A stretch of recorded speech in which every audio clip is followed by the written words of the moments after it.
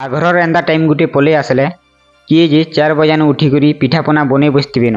ତ ଆଉ କିଏ ଯେ ଛେଲ୍ ଆନମି ବୋଲିକରି ଭାବି ବସିଥିବାନ। ତ ଆଉ କିଏ ଯେ ଦେଶୀ କୁକୁଡ଼ା ଝୋଲ ପିଇମି ବୋଲିକରି ଉଷତ ହଉଥିବାନ।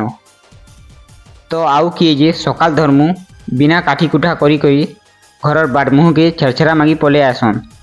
ସେ ଯେନ୍ ବଣ୍ଢେଇ ନାଇଁ ଆସନ୍ କେଁ ସକାଳ ଧର୍ମୁ ପଲେଇ ଆସନ୍। କେଭେ ନାଇଁ କାଲେ ନାଇଁ ପୁଷ୍ପୁନି ଦିନ ମାମୁଁ ମାଇଁ ସେମାନେ ଦେଖ ତ କେଭେ ନାଇଁ କାଲେ ନାଇଁ ଆଉ ଇ ଦିନ ଯେ ସକାଳୁ ବଣ୍ଢେଇ ପଲେଇ ଆସନ୍। ତ ଇଟା ଗୁଟେ ମୁଇଁ ଆମର୍ ସମ୍ବଲପୁରୀ ତିହାର ପୁଷ୍ପୁନିର କଥା କହୁଛେଁ, ଯେନ୍ଟା କି ଧୀରେ ଧୀରେ ଲୁକି ଯାଉଛେ। ନା ଛେରଛେରା ମଙ୍ଗା ଅଛେ।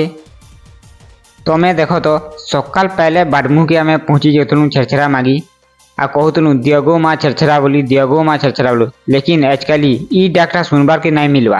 ତ ଆଘର ଲେଖେ ପିଠାପଣା କରି ଉଷତ ଆନନ୍ଦ ହେଇକରି ସେ ତିହାରକେ ଆଉ ନାଇଁ ମନାବା। ଆଉ ଗୁଟେ କଥା, ସେ ଯେନ୍ ଛେରଛେରା ଛିନି ସାଇଲା ପରେ ଆମେ ଯେନ୍ ଭାଗ କରସୁଁ ସେଥିର ମଜା ଗୁଟେ ଅଲଗା। ତ କିଏ କହୁଥିବା ମୋତେ କମ୍ ହେଇଗଲା, ତ କିଏ କହୁଥିଲା ମୋତେ ନାଇଁ ମିଲଲା, ତ ଆଉ କିଏ ମୋତେ ଭାଗ ନାଇଁ ଦେଲେ ବୋଲି କହୁଥିବେ।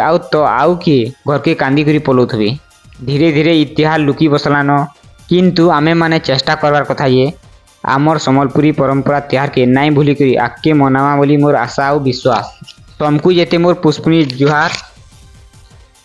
Stay pure Sambalpuri culture.